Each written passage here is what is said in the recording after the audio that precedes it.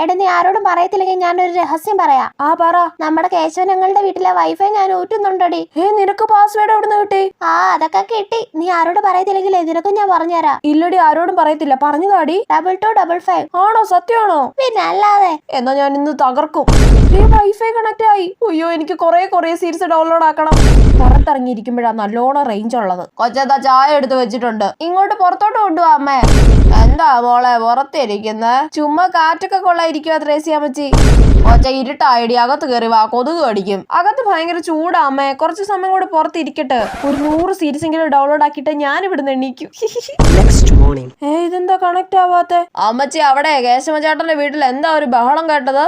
അതെന്തോ നെറ്റുകാര് കൊറേ പൈസ പിടിച്ചെന്നോ 10,000 രൂപ ബില്ല് വന്നെന്നോ അങ്ങനെയൊക്കെ ഏതാണ്ടൊക്കെ പറഞ്ഞ അടിപിടിയാണെന്നേ. അയ്യോ, അടിപിടിയോ? 10,000 രൂപയുടെ ബില്ലോ? ഇനി ഊറ്റിയത് ആരാണെന്ന് കണ്ടുപിടിക്കാൻ പറ്റുമോ എന്തോ.